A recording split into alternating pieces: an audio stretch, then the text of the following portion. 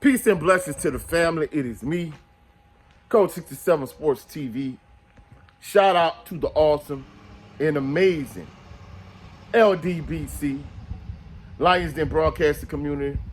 Shout out to the Louisiana All-American Sports Network. Shout out to MVision Photography and Video. And shout out to the greatest university in the world, the Southern University, home of the mighty Jaguars.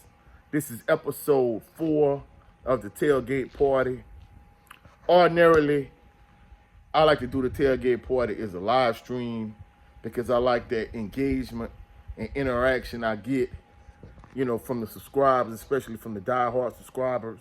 However, like a few people have been complaining about, the Wi-Fi, because whether it's the Wi-Fi in Baker or the Wi-Fi here in Belrose at my mom's house, like, basically, there's a lot of buffering. I'm constantly cutting in and out, so on and so forth. So I'm trying to figure out, is it my computer? Is it StreamYard? What the situation is. I mean, it's high speed. So, I shouldn't have the buffering issues, but I've been having issues with it. So as a result, I'm doing episode 4 is a premiere video. So you can, go back and forth in the chat the way y'all normally do. However, it's not going to be an actual live stream. So for this 4th episode of the Tailgate Party, what I'm going to do is, for those individuals that felt like they didn't hear me clear enough in my post-game reaction from Saturday night, I'm going to give a real quick recap and post-game reaction. And in addition to that, I'm going to give you a preview to the Fresno State game.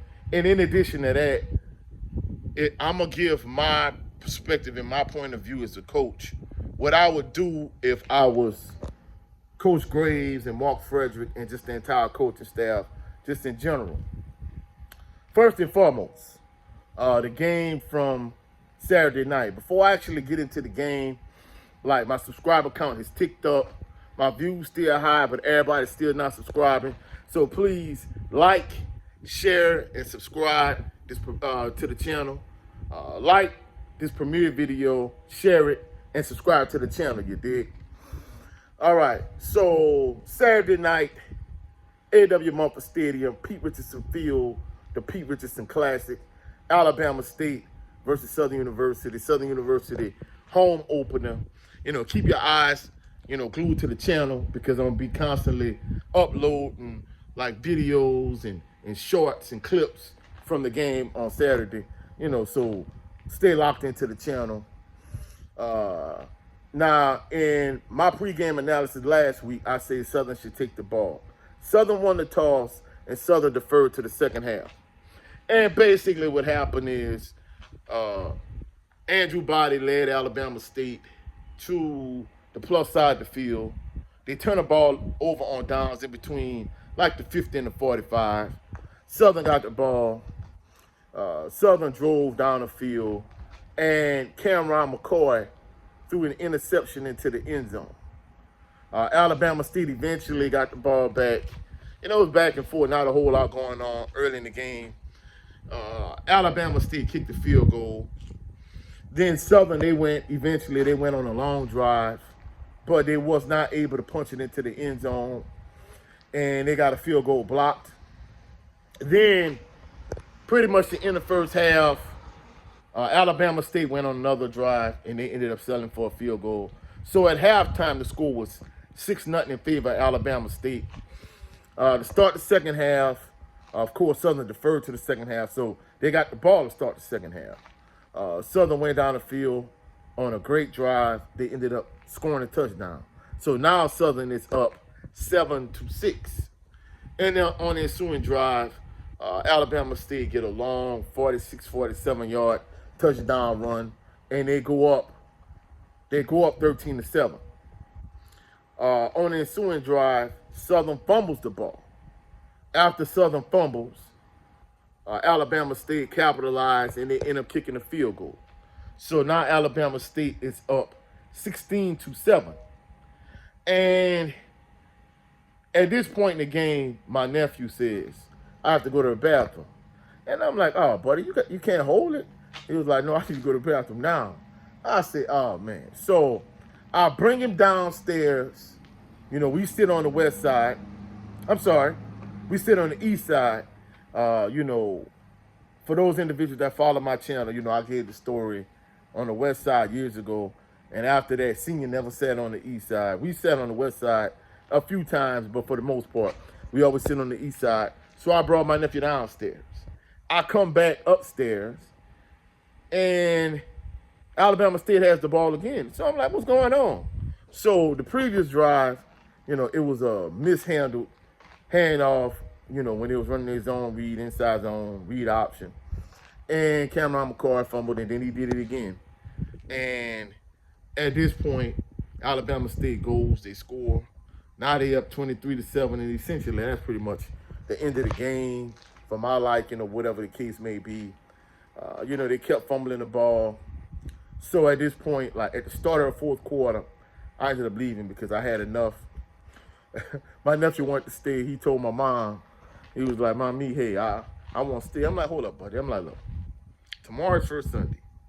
I'm like, I have to, you know, we have to go and fix communion. And in addition to that, I have a live stream later on tonight. And, you know, we have midnight prayer. And I got to get up in the morning. I got to go serve communion. I'm like, are you coming to church tomorrow? He was like, I don't know. I'm like, look, buddy, when we going to be up and we going to be doing all this stuff, you going to be in bed. I'm like, no, buddy, we leaving. And he was like, come on, let's stay just a little bit. So we stayed a little bit, and guess what? Southern did nothing. So we left. You know, I did my quick, immediate post-game reaction. And then they had a cop, you know, by the entrance exit. And he talking out the side of his neck, talking about, you know, y'all some fake A-word, you know, Southern University fans, woo the woo. I'm like, look, bro. And in the back of my mind, look, go pass out some parking tickets, go eat some donuts. I don't want to hear nothing you got to say because you just talking crazy, you know what I'm saying? Whatever team he support, whatever team he rooting for, I hope they lose every game. So it is what it is. So for the most part, in terms of my analysis of the game, you know, Cameron McCoy, I felt like first and foremost, I felt like Mark Frederick tried to pass the ball too much, in my personal opinion. Like, give him a couple, you know, give him a certain degree of passes, a certain percentage. I think he tried to pass the ball too much, especially early, for my liking. First of all. Second of all, like the receivers, I'm just keeping the buck, they trash. I'm not even gonna sugarcoat it. Like, I had a lot of confidence to do Pre-Fuller. He clearly let me down. You know, he on that first drive, he had a pass that he caught, you know, from the east side, sitting in, you know, I sit on like row 20, you know, section 80, whatever. And, you know, from my vantage point, it looked like he dropped it. But, you know, shout out to Jay Good. Jay Good was like, no, coach. He said he caught it. He made a move, and then he fumbled it. He recovered his fumble. But the trash whack officials, that's another point I'm going to get to a little bit later. You know, they called it an incomplete pass. And later on in the game, you know, he dropped another pass. Cameron McCoy, he didn't make a lot of good passes. He made some. Don't get me wrong, you know, he completed like speed out. I think that like Darren Morris. He threw a couple good passes to Cam Jefferson. You know, he completed some passes. I got to give him that. But the problem is he didn't complete enough good passes, for one. And second of all, some of the passes that he did make good throws, the wide receivers dropping the pass. I'm like, look, bro, this boy is not making a lot of good passes. When he is throwing good passes, like in some of these instances, the wide receivers dropping the passes, which, you know, just aggravated me to no extent. So, like, you know, they need Jalen Woods. Hopefully Jalen Woods is back for the Jackson State game. But the issue is Southern has so many issues that Jalen Woods can't solve everything. Jalen Woods cannot play on special teams. Jalen Woods can't play on defense, the interior defensive line and secondary in particular. So he can fix, some of the woes you're having in the passing game, but he can't fix every issue you have. So in terms of the offense, and of course Mark Frederick is the trash offensive coordinator. Like there were a few points. Southern only had like two real good drives. They had one good drive in the first half, in which they ended up selling for a field goal, and it ended up getting blocked. And then they had one good drive in the second half where they ended up scoring the touchdown. Like play calling, first of all, is about scaffolding and it's about building. And in addition to that, it's about a certain rhythm. To me, far too often, he don't have the rhythm to be a good offensive coordinator because there were instances where he should have just ran the ball and he trying to be cute and play action and throw it. And in the other instances, when he clearly should have like ran some type of roll out or sprint pass, he's just trying to have Cameron McCoy just drop back and pass. I'm like, bro, what are you doing? This dude is not that kind of quarterback. And there were instances where I felt like it's third and short. Just run the ball on third down and then go for it on fourth down. So, one of the things that I found interesting for the offense, like I said in my previous edition of the Tailgate Party, was I felt like what he should do is offensively is to like, hey, man, this boy, he's not a great passer. Like, get him some easy passes early, which they did at certain points. But I would roll him out and run like a sprint pass, roll out, flood pass, whatever the case may be. They didn't do that. But I said not only that, until you get Jalen Woods, I don't think they should be going out the gun. Now, in pregame warm-up, Southern lined up double tight, single eye, and he lined up under center. I'm going to be honest with you. As long as Cameron McCoy is your quarterback, until Jalen Woods can get back, I'm going to be honest with you. I would have him go out the gun unless we for certain passing the ball. That inside zone, like, it's good when it's working, but you fumbled the ball 4 times, and he threw an interception. So Cameron McCoy had 5 turnovers. Southern is not that good a team to be putting the ball on the ground and to be he threw an interception into the end zone, like, early in the game. So it oftentimes, like, you got a couple receivers in the same area, and he throwing the ball in between the 2 receivers. So, I mean, the thing with him is he could complete the little short passes, the speed outs, the swing pass out the backfield to Trey Holly and a Mike Franklin. He could throw the speed out to Darren Morris and Cam Jefferson. And he's throwing the ball deep, but he really doesn't have an intermediate passing game. So, and not only that, but he fumbled the ball 4 times. Southern fumbled the ball 4 times this week and 2 times last week. So they need to get out the gun as long as you got Cameron McCoy at quarterback. I think he should go under center. And you still could be a spread team from under center. But I think this week, and I'm not going to lie, like, Jermaine Minor and Dupree Fuller, both of them let me down at tight end. I thought they would both play better. They're bigger targets, whatever the case may be. I'm not going to lie. People talking about, Darren Morris, he's not that good. If he's your best receiver, man, I'm not going to lie. Darren Morris and Cam Jefferson are like the 2 best wide receivers. The 2 of them will be starting. Kobe Brown, at times, Malachi Jackson, at times. But I'm going to be honest with you. Those 2 will be my starter. I think if I was Southern, whatever look I would give, first of all, I'd be preparing for Jackson State game. That's first and foremost. Because, you're playing against Fresno State Saturday. Truthfully speaking, I looked at ESPN, and ESPN, the little, thing between Southern and Fresno State. Fresno State, according to ESPN, has a 99% chance of beating Southern. So more than likely, Southern going to get a behind whooping. I mean, it is what it is. If Jackson State didn't beat Southern Miss, if Alabama State didn't beat UAB, Southern is not beating Fresno State. I'm unapologetic about that. Let's just keep it a buck. Let's just be honest. Let's just keep it real. Southern not winning. So, truthfully speaking, we don't know if Jalen Woods is going to be back for Jackson State. Honestly, I'd probably play it cautious if I was the head coach And I wouldn't even chance it even then because, truthfully speaking, his health is more important than winning some games. And that's just my personal opinion. But what I would do is I would go on the center, but I would have a different look for Fresno State than I would against Jackson State. So if I'm trying to go 3 wide, that's what I would do against Jackson State. I'll probably go. If Cameron McCoy is my quarterback, one with 3 wide receivers, 1 tight end, either Minor or Dupree, alternate them, single eye, have Cameron McCoy line up on the center. But against Fresno State, I'll go double tight. Darren Murray's on one side, Cam Jefferson on the other side, and I'll just run it like that.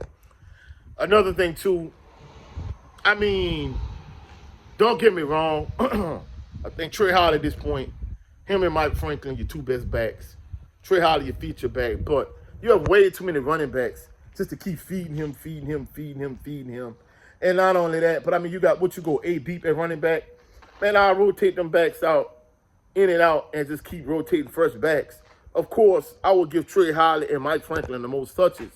But, I mean, you got a lot of backs, you know what I'm saying? You got Jason Gabriel, you got Barry Remo. Like, I alternate all of them backs out, in and out, you know what I'm saying? That's another thing I think they should do. In addition to that, I don't like the idea of them having Trey Holly be a kick returner. Like, man, this dude is touching the ball a lot. You know, you're throwing him swing passes out the backfield. You know, he's running the ball a lot. Like, man, you don't need to risk this dude getting hurt returning kicks.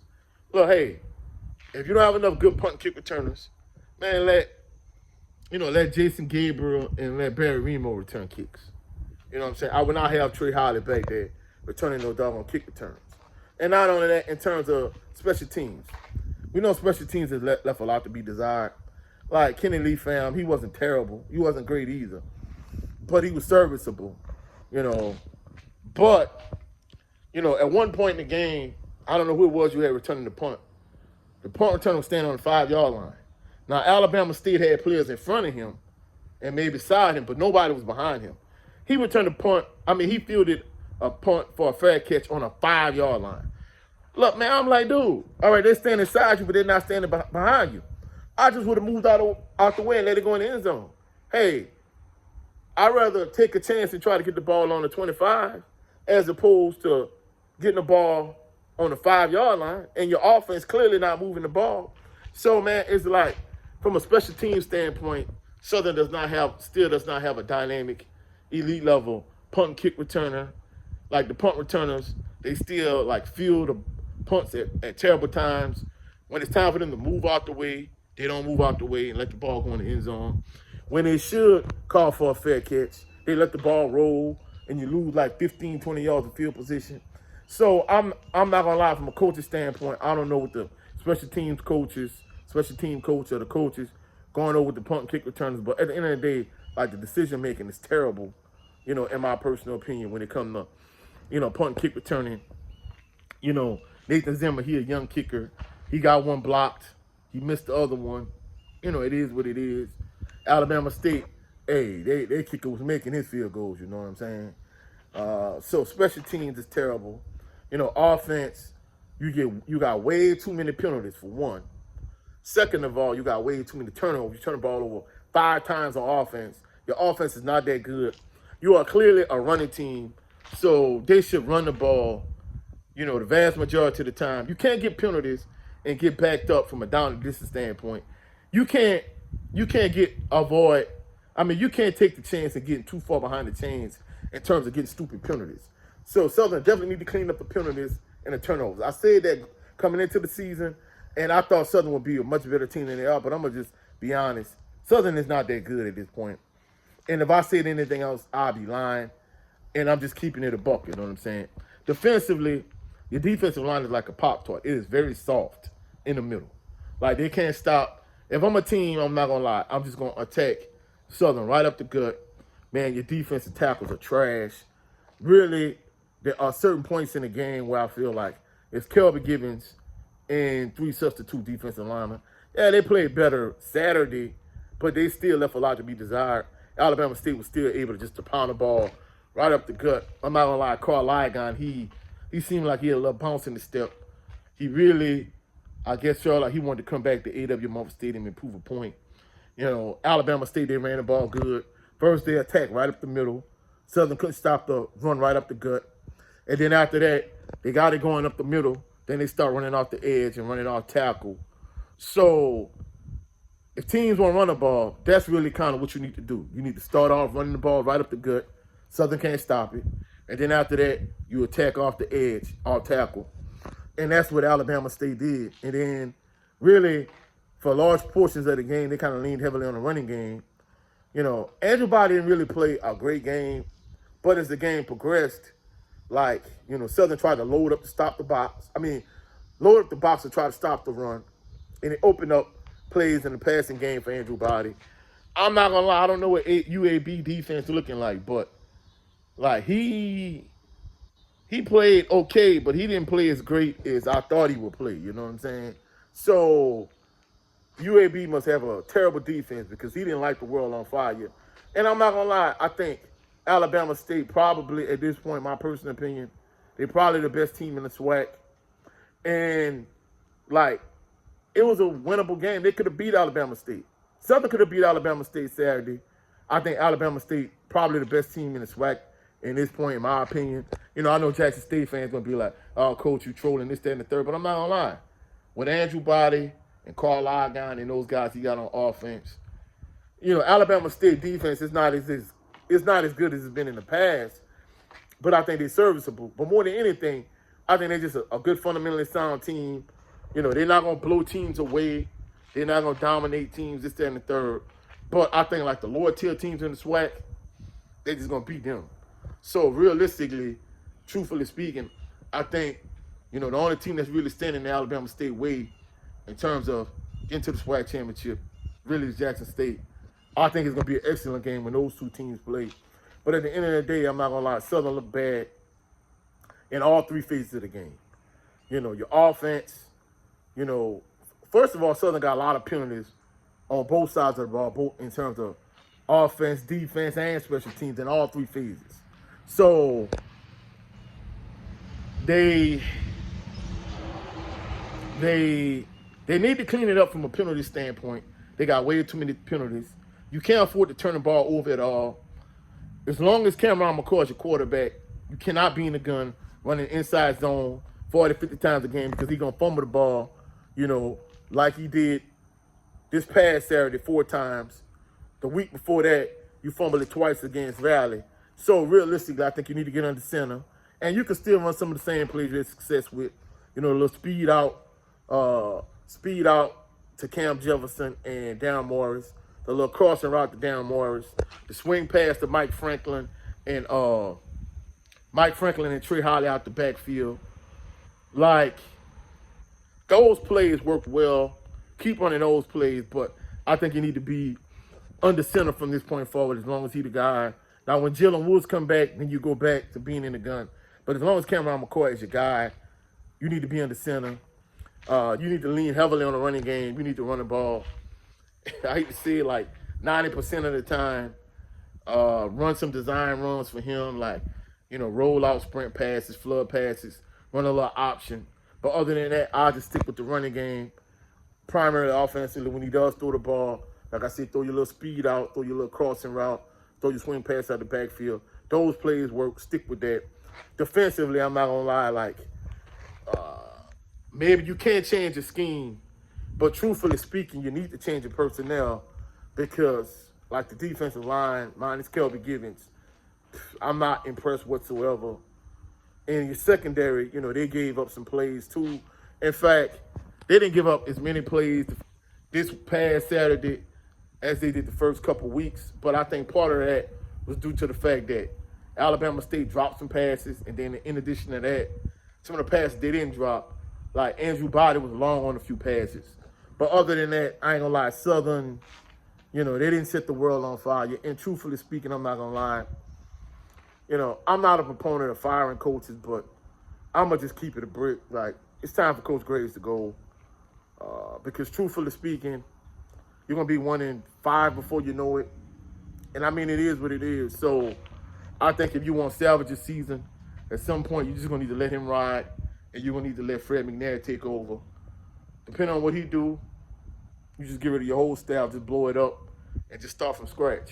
Because I'm not gonna lie, a lot of people in my comment section saying Southern need to get rid of. They need to get rid of Roman Banks, Terrence Graves, and the entire coaching staff.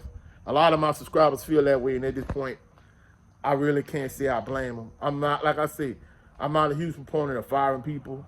You know, you don't want people to lose their job. But at the same token, like, man, you know, I'm just going to be honest. Like, the product that you see on the field, it is a terrible product. Point blank, bottom line, period. Like, you can't justify, you know, you can't justify the mediocrity that we see on the field during the game. It is terrible. You know, the team is no discipline. You know, they turn the ball over, too many penalties. The defense can't stop a nosebleed. And realistically, you know, people were saying how the defense played well in the first half. Honestly, I just think Alabama State didn't take advantage of some of the opportunities they had in the first half. But I'm not going to lie, Southern defense was solid in the first half. The second half, they stayed on the field way too much because your offense is just trash and they turn the ball over too much. One other thing I want to point out, too, you know, major shout out to Louisiana All-American Sports Network. You know, I do a lot of games with them on Friday nights.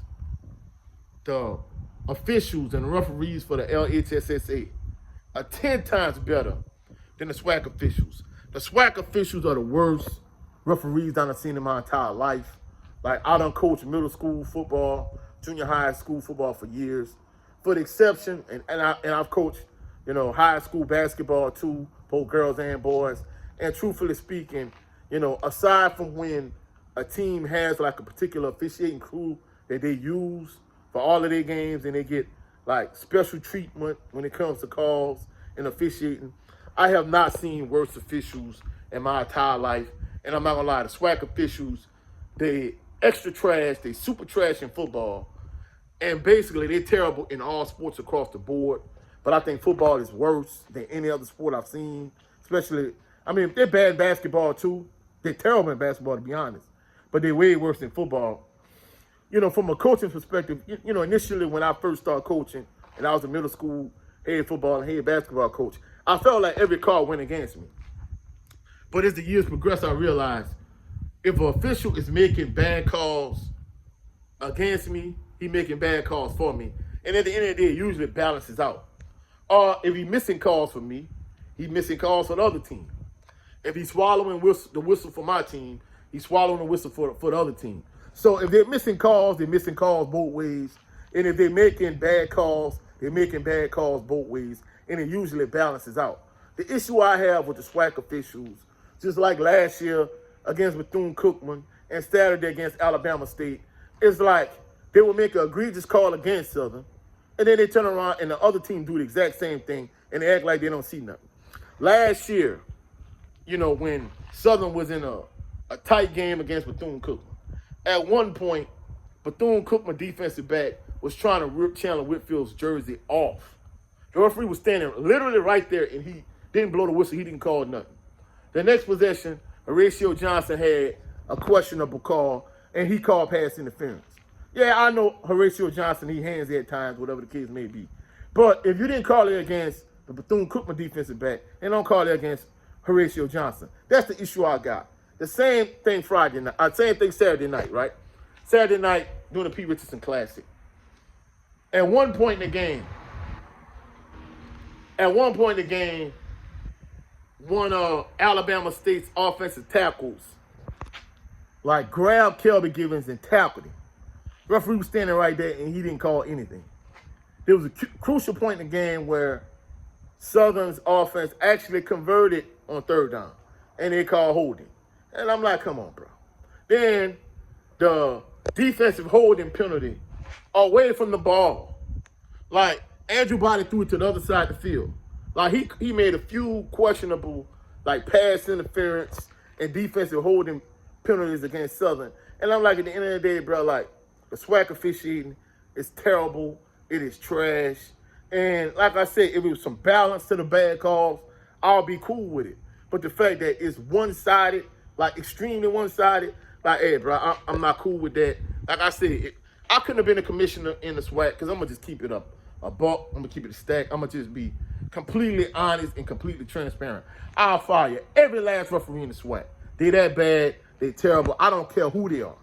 Because, like I said, anytime I go call games for Louisiana All-American Sports Network on Friday nights, like the Louisiana High School LHSSA referees and officials, they're 10 times better than the SWAC referees. In fact, a lot of the middle school referees that I interacted with, way better than SWAC referees. Man, SWAC officials are trash. And to keep it a buck, I stand on that. So, man, look, bro, the SWAC got to do something with these trash, garbage, terrible, lousy officials. It is sad at this point, you know what I'm saying? Now, they got a couple people that's been like, Coach, you know, y'all calling for Coach Graves to go, Coach Banks to go. You know, they're not saying too much about Coach Banks, but there's a few people that's proponents of Coach Terrence Graves. Hey, this is only his second year, this, that, and the third. Like I said, I'm not a proponent of firing coaches, but at the end of the day, like, man, this dude is not getting the job done whatsoever. Like, your product on the field is terrible. And, you know, one person in the comment section was like, well, Coach, you know, you can't blame everything on Terrence Graves. Like, the players got to be held accountable. All right, cool. But guess what? Some of these same players that keep messing up over and over again, you're not replacing them. So, at the end of the day,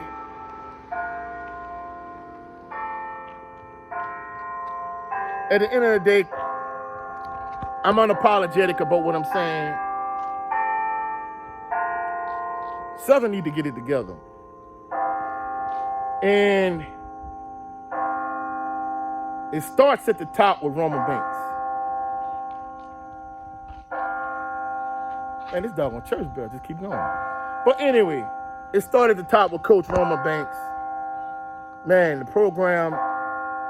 football program is terrible right now. I mean, the product that's on the field for these first few weeks, I'm not gonna lie, I thought Southern would have a much better team.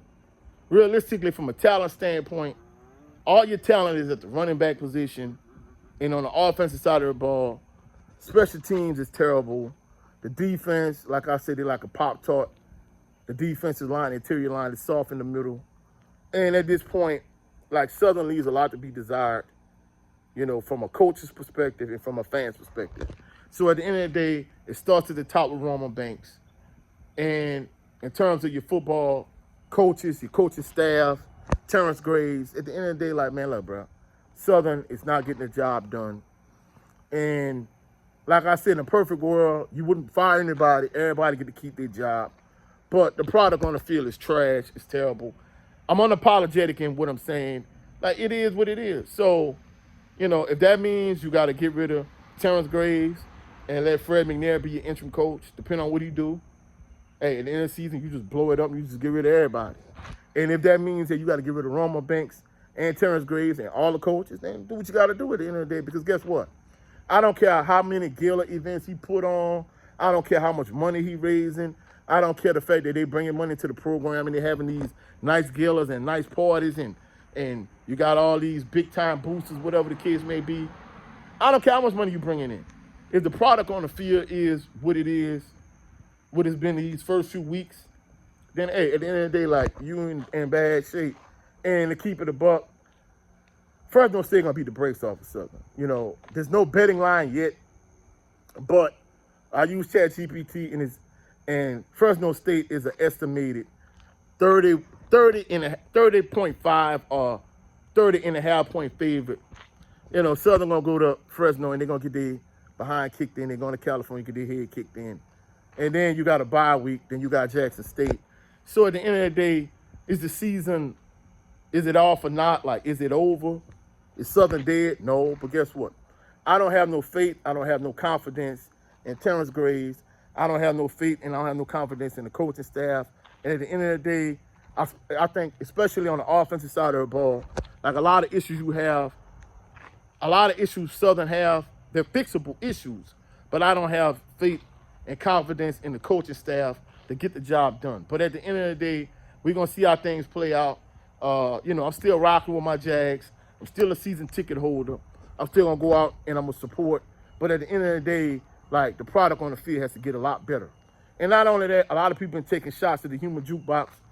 Truthfully speaking, the only issue I have with them is there were times in the second half that I felt like they were sitting on their hands. They really wasn't playing enough for me.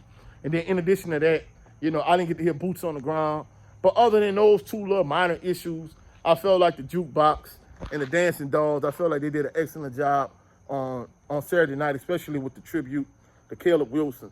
So at the end of the day, like all these people that were saying Alabama State both won on the field and at halftime, man, I think that's a reach, and I think that's a stretch big time.